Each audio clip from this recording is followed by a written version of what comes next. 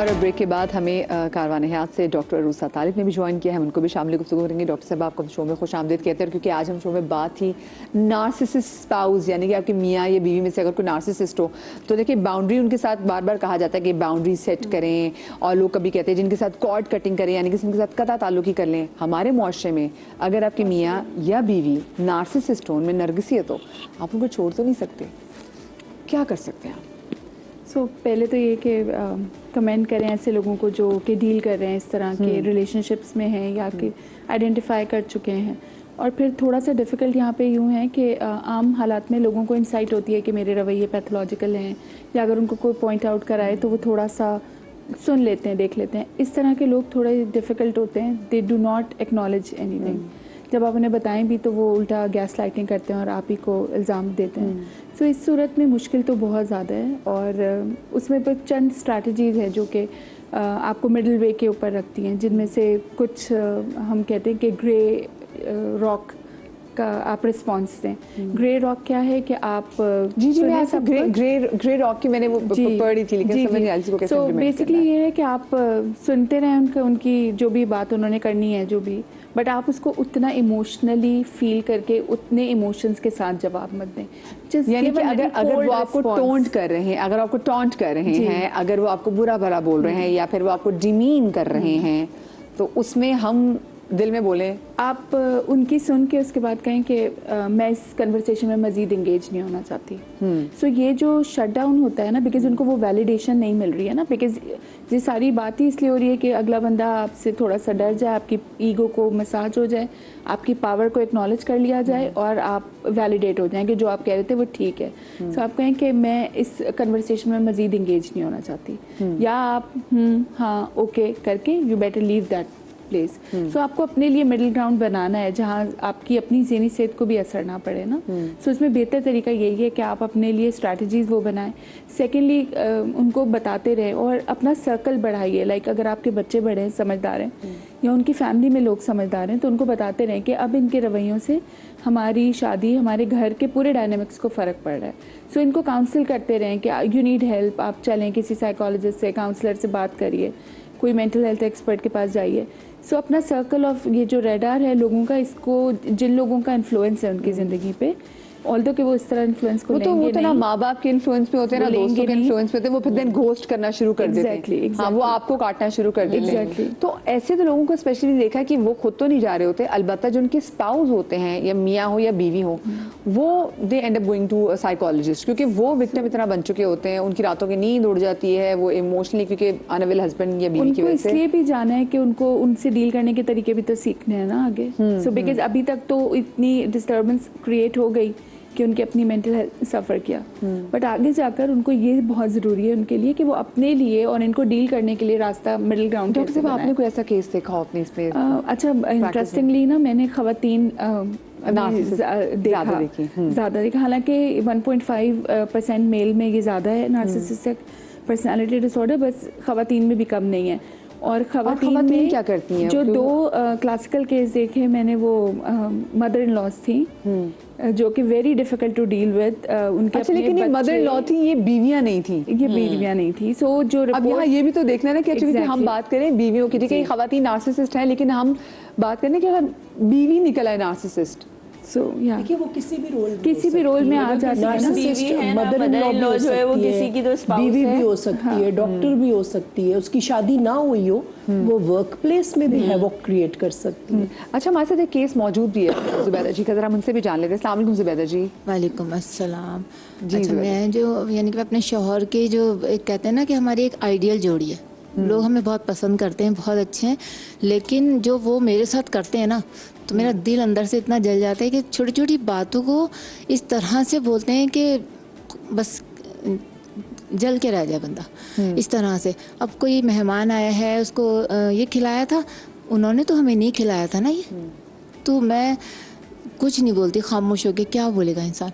अगर वो मैं सारी क्रॉकरी ये है, कोई भी चीज़ है, तो वो या महीने का सौदा है हमारा, मैं लेके आती हूँ, तो अब कहेंगे कि इतनी जल्दी कैसे ख़त्म हो गया। तो फिर बाद में फिर खुद यानी कि ऐसे नॉर्मल हो जाते हैं कहने के बाद कि उनको कोई असर नहीं पड़ रहा, और असर पड़ता है मुझे।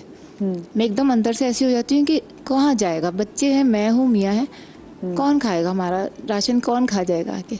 अगर कोई आया है तो आपने जो है उनको उसको पैसे दिए थे एक दफ़ा आपने, उसने आपको वापस किए या वो लेके ही चली गई, तो वो तुमने तो दे दिया। फाइनेंशियली आपको यूं वो यूं हर तरीके से, इमोशनली हर तरीके कभी से। आप उनसे कभी आप परेशान हो कि घर मैं के वाले हो से जाती हूँ, कभी कभी मैं इतनी परेशान हो जाती हूँ, लेकिन मैं कह तो नहीं सकती ना, ना माँ बाप को बता सकता है बंदा, ना बहन भाइयों को। घर गई हूँ, अम्मी ने बड़ी खुश होके, कभी कभी हम जाते हैं तो बड़ी खुश हुई, चलो तो खाना वाना खाया, भाई मेरा चीज़ें वीज़ें लेके आया कि बहन भैया आए। घर आके मेरे बच्चे ने पूछा आज तो आप दोनों अकेले गए थे, तो आप लोगों ने क्या खाया? क्या खाया था? वो नानी ने आलू गोश्त बनाया हुआ था और तुम्हारे जो मामू थे वो जाके कबाब ले आए बस। तो क्या होगा बताएं कि इतनी खिदमत। और ना वो बेटा चाय बनाओ तो आज नानी के चाय नहीं मिली, उन्होंने चाय नहीं पिलाई। हालांकि अम्मी ने कहा, ताने बहुत मारते हैं। अम्मी ने कहा कि कोल्ड ड्रिंक पी लो, गर्मी है ये वो, तो पी ली। हाँ हाँ जो आप बोलेंगी वो, जो आप बोलेंगी, यानी कि इतने अच्छे तरीके से। लेकिन मुझे पता है कि मुझे इस तरह से दिल जलाते हैं, ऐसी बात कहेंगे कि बस। आपकी शादी को कितना अर्सा हो गया? 25 साल हो गए मेरी शादी। आपने 25 साल में वैसे आइडिया हो जाता है कि कभी वैसे आपने उनसे, आपको पता चला कि मैं इनसे ये बात कर सकती हूँ, ये बात नहीं समझ जाएंगे? हाँ कर लेती हूँ, लेकिन बहुत कम समझते हैं वैसे। और एकदम से चीख के जवाब देना, नहीं तुम गलत कह रही हो, ऐसा थोड़ी होता है, यूँ नहीं होता। तो क्या बोलेगा इंसान? खामोश होकर फिर मैं चुप हो जाती हूँ कि चलें छोड़ें रहने दें। अब मैं कहती हूँ मैं बात ही नहीं कर रही हूँ। फिर छोटी छोटी बातों को समझाना कि ये कपड़े सिलवाएं तुमने, तो तुम उस वाले टेलर के यहाँ क्यों गई थी, उसने पैसे ज़्यादा लिए होंगे। तो मैंने कहा नहीं तो तुम, मुझे लगता है आपकी मियाँ कंजूस है। कंजूस नहीं है। अब मैं मेकअप कर लिया, मैंने कहीं जा रही हूँ मैं, तो मुझसे कहते हैं कि इतना हल्का मेकअप क्यों किया, ज़रा डार्क मेकअप करो। मैंने कहा मैं कोई शादी में थोड़ी जा रही हूँ, किसी के आम मिलने के लिए ऐसी मेकअप होता है। अच्छा चलो ठीक है सही, अब ये कपड़े पहने हैं तो ये कपड़े क्यों पहने, ये कपड़े अच्छे नहीं लग रहे तुम्हारे पर। यानी वो हर चीज़ में मुतमईन नहीं होते जल्दी। हाँ मुतमईन नहीं होते किसी भी चीज़ से। यानी कि मुझे लगता है वो मुझे जैसे एक तंजिया कांस्टेंट आपको पिन पॉइंट कर रहे हैं, आपको फील होता है कि हर तरीके से। आप जब खाना बनाए उसको अप्रिशिएट करते हैं? कभी कभी करते हैं और कभी कभी जो है नहीं करते हैं। कभी ये होगा कि अगर इसमें नमक मिर्च कुछ कम लग रहा है, हालांकि मैं खाना पकाने में इतनी एक्सपर्ट हूँ कि देगा चढ़ा के रख दूँ, लेकिन कभी कभी मेरे खाने में भी ऐसे नुक्स निकालते हैं। लेकिन फिर मैं बस, कोई मेहमान आया, मैं किचन में खड़ी हूँ कि आके बंदा पूछता है ना कुछ लाना तो नहीं है, लेकिन जानबूझ के उठ के नहीं आएंगे। अब मैं किचन में खड़ी हूँ, फिर मैं आवाज़ दे के बुलाती हूँ कि कोई आया है तो कम से कम कोई चीज़ ले। अच्छा घर में नहीं रखी हुई क्या, ख़त्म हो गई वो चीज़? तो ऐसे कि मैं आपको बस छोटी छोटी बातें। ये भी ना, क्योंकि ऑफ कोर्स एक टाइम आता है कि खवातीन भी थोड़ा जिच ज़्यादा जल्दी होने लग जाती है। डॉक्टर साहब आपको क्या लगता है कि क्या आपको सोल्यूशन इसका लगता है? ऐसा लग रहा है कि पैटर्न नहीं है इनका। कह रही है कभी कभी हाँ जी, कभी कभी कहते हैं कि तुमने क्या किया हुआ है। कभी कभी खाने में से नुक्स घर पे होते हैं, दस्तयाब होते हैं आप लोगों को, जब आप लोगों को चाहिए होता है कि जाना, तो वो होते हैं वैसे आपके पास? होते हैं, लेकिन वो होते हैं तो फिर हमारा दिल ही जलता रहता है। तो देखिए सबसे पहली बात तो जैसे अरूसा ने बड़ी अच्छी बात कही कि आप ब्लॉक्ड केयर दें, मतलब आप किसी की हर बात को महसूस करने मत बैठ जाए ना। तो वो तो हमें अपने अंदर क्रिएट करना है।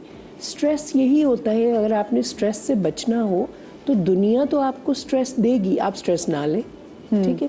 कोई आपको ज़बरदस्ती तो कुछ नहीं पकड़ा सकता। अगर आपको कोई एक तोहफा दे रहा है और आप तोहफा ना लें, या कोई चीज़ आपको दे रहा है आप डिक्लाइन कर दें, तो ठीक है आपने कर दिया। इसी तरह कोई स्ट्रेस दे रहा है तो आप वो स्ट्रेस मत लें। अब वो कभी कभी कह रहे हैं कि खाना अच्छा नहीं है, तो आप परवाह नहीं करें, आप देख रहे हैं कि खाना तो वो खा रहे हैं। अगर कोई बंदा खाना खा रहा है, बच्चे खाना खा रहे हैं, आप खा रहे हैं, तो बस ठीक है। मतलब अगर आप उस शख्स की बात को इतनी तवज्जो देंगे कि उसका एक एक जुमला आप भी अपने दिल पे ले लेंगे, तो जाहिर है हम हर्ट हो जाएंगे ना। तो ये बात तो है। यानी कि आप यहाँ पे वो जो बाउंड्री आपको मेरे ख्याल से सेट करनी, वो यहाँ पर है सबक कि मैंने कितना सुनना है। जैसे उन्होंने कहा ना कि आपको कुछ चीज़ें वो होती है कि ये नहीं बोल रहा, ये इसकी बीमारी बोल रही है।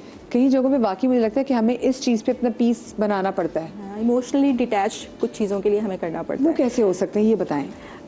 उसमें यही है कि उसको लेट गो करें समटाइम्स, क्योंकि अगर जो प्योर नार्सिसिस्ट है, जो कि इनके केस में हमें लग नहीं रहा, जो कि डॉक्टर साहब ने भी कहा कि he is not a pure narcissist, तो नार्सिसिस्ट के केस में यही होता है कि उसको हम लेट गो करें फॉरगो करें, और जो भी हमारी कम्युनिकेशन है हम उसको जो है वो इस तरह रखें कि बिल्कुल straightforward and to the point, drag ना करें, आर्ग्यूमेंट्स में ना जाएं, क्योंकि उससे ये होता है कि ज़ाहिर है वो उसकी ईगो को तस्कीन मिलती है और फिर वो आगे बात जो है वो दूसरी तरफ चली जाती है, और जो वो चाहते हैं कि वो ड्रैग हो, आर्ग्यूमेंट्स में जाएं, अननेसेसरी जो झगड़े होते हैं घर के, और इस तरह से यानी ईंट का जवाब पत्थर से देने वाला जैसे वो ना बीवी या मियाँ को, अगर आपका मियाँ या बीवी नार्सिसिस्ट है तो आपको जैसे होता है कि अगर आप मोहब्बत करें तो अगला भी आपको मोहब्बत का जवाब दे, ये तो समहाउ जो सामने उनके पास देने के लिए नहीं होती है। अब वो एक बेट्रेल भी है, वो जो मोहब्बत का मन मारना होता है वो कैसे, जो आपने इमोशनल डिटैचमेंट के वाले से बात की, तो ये कैसे करेंगे कि देखिए आप इमोशनली फील नहीं करें, क्योंकि अगर आप उससे मोहब्बत करते हैं अपने मियाँ से, बीवी से, तो आप फील करेंगे, बिल्कुल आप रोएंगे, आप ऐसे रात जागेंगे। इसके लिए बड़ी ना ट्रेनिंग की ज़रूरत होती है, क्योंकि ये एकदम से नहीं होता, और आम जो ह्यूमन बीइंग्स हैं, जैसे हमारे यहाँ की आम ख़वातीन या आम घरेलू मर्द हजरात जो होते हैं, उनके लिए ज़रा काफ़ी डिफ़िकल्ट होती है ये चीज़। उसके लिए आपको फिर ये है कि अपनी हेल्दी हॉबीज़, अपना सोशल सर्कल, इन सारी चीज़ों के through you will have to अपना फोकस उससे हटा के आपको ऐसे थोड़ा मन तो मारना ही है। एक पॉइंट और भी हम ऐड कर सकते हैं, वो ये कि हमें क्लासिकली समझना ये है कि नार्सिज्म जो है ना 5-6 बड़ी ट्रेट्स का नाम है ना, जो सबसे हाईलाइटिंग पॉइंट है ना वो ये लैक ऑफ एम्पैथी है। वो बंदा अगले बंदे की फीलिंग्स को, उसके एहसास को, महसूसात को फील ही नहीं कर सकता। सो जब आपको ये पता चलता है ना कि आगे मेरे एक ब्लॉक दीवार है और मैं दीवार के ऊपर रोऊं, हंसूं, कुछ करूं, तो उनको कोई फर्क नहीं पड़ेगा। तो काइंड ऑफ फिर मुझे अपना रवैया, अपना रिएक्शन टू दैट रिस्पॉन्स अपने आप को ट्रेन करना है। सो जो मुझे सबसे डिफिकल्ट लगता है इसमें वो यही पॉइंट है कि ये जो एम्पैथी का ना होना, कि अगर मैं इसकी जगह होता या मैं ये जुमला बोल रहा हूँ, उसको अगले को कैसा महसूस होगा और वो कैसे रिएक्ट करेगा, वो मेरी बीवी हो, बच्चे हों, माँ बाप हों। जब आपकी ये फीलिंग नहीं है ना, आप देखें हम इंसान इसी वजह से हैं शायद कि हम अगले बंदे का लिहाज करते हैं, उसका थोड़ा सा। सो जहाँ पे ये चीज़ आती है तो वो डिफ़िकल्ट होती है, और इसी वजह से ना शायद इनके ट्रीटमेंट्स भी डिफ़िकल्ट हैं, इनका थोड़ा सुधरना भी उतना मुमकिन नहीं होता। और ये जो घाव है ना, ये सारे इमोशनल हैं। अब इसमें अगर हम बात करते हैं कि male member is a narcissist here, तो फीमेल्स वैसे ही they are wired to be more emotional than mails.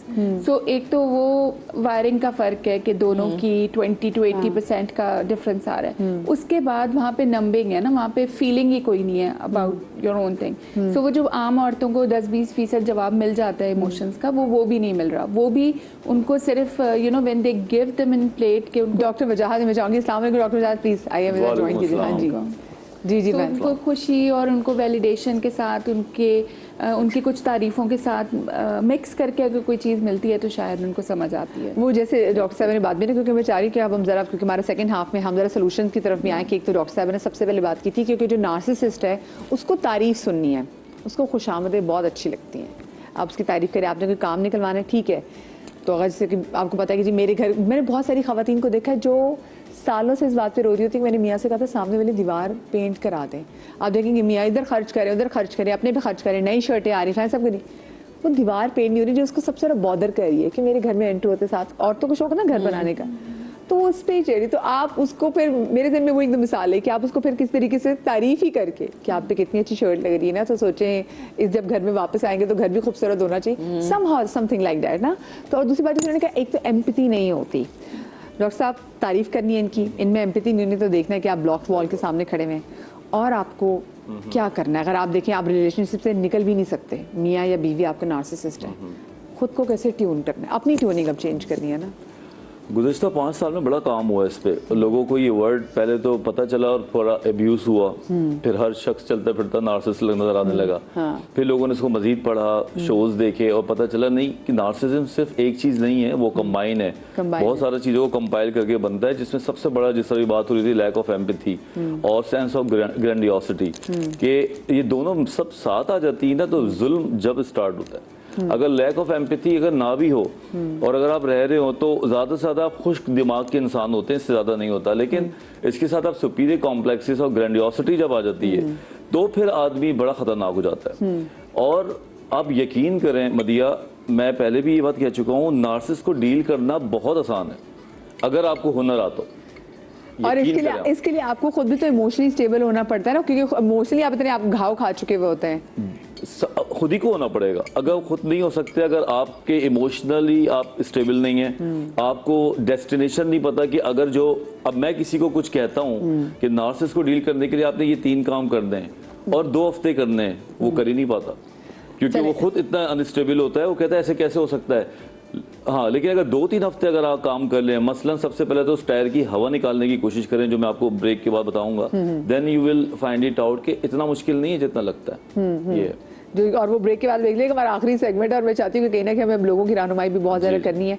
अच्छा, जो हम फंस जाते हैं इन अ वे कि इमोशनली आप इतना अटैच्ड होते हैं एक आदमी से, और क्योंकि आप उसके उस वर्जन से मोहब्बत कर रहे थे जो कि पहले होता है, वो जब बाद में वो चेंज हो जाती है या हो जाता है तो वो नहीं रहता, तो फिर कैसे अपने आप को ये समझाएं कि हाँ भी लाइक वो भी मूव ऑन, क्योंकि अगला बंदा तो मूव ऑन कर चुका है, आप अभी भी उसी पुरानी मोहब्बत वाले पैटर्न में।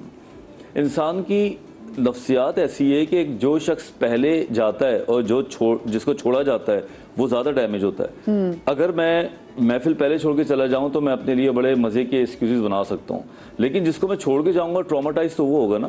तो जब रिलेशनशिप में आदमी को छोड़ा जाता है और जो छूटता है उसको ज़्यादा ट्रॉमा पड़ता है, वो इमोशनली अनस्टेबल रहता है, फिर उसको ज़्यादा चेजिंग की तरफ जाने का दिल करता है। मिसाल के तौर पर अगर मैं किसी को छोड़ता हूँ और मैं छोड़ के निकल गया, क्योंकि मैं तो पहले ही प्लान कर चुका हूँ ना, मेरी तो मस्जिद पहले बन चुकी है, एक टांग हटा के दूसरी टांग फंसाने के लिए, तो मैं तो स्टेबल हूँ। लेकिन जिसको मैं ये डिजास्टर दूंगा, जिसको मैं बिल्कुल खुली छत के नीचे छोड़ूंगा, वो क्या करेगा, वो फिर मुझे मिस करेगा, वो मेरी चीजों को, मेरी आदतों को। सबसे बड़ी बात जो आप टाइम के साथ सुबह से लेकर रात तक अच्छा बुरा सुनते हैं, बाज़ औक़ात तो लोगों को गाली सुनना भी अच्छा लगने लगता है। जो हालात होते हैं स्टॉकहोम सिंड्रोम में, यही होता है कि जब तक आपका दिलदार आपको 2-4 बातें ना सुनाए, आपका पेट नहीं भरता।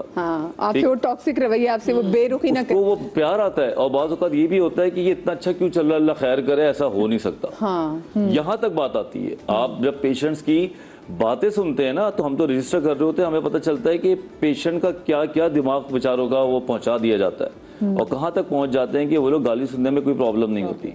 और बहुत अच्छा बने हुए होते हैं तो भी उनको कोई ना कोई धड़का लगा हुआ होता है कि देयर समथिंग रॉन्ग। ऐसे कैसे पॉसिबल है कि कोई शख्स इतना अच्छा चल सकता है? इसका मतलब है, और लोगों को होता है कि वाकई अगर ये इतना अच्छा बना हुआ, इसका मतलब है क्योंकि तूफान का पेश खैमा है, क्योंकि आगे कुछ मेरे साथ बुरा होने वाला है। It's a sign of anxiety, but yeah it is like that. हाँ, ये बिल्कुल लोगों को ऐसी परेशानी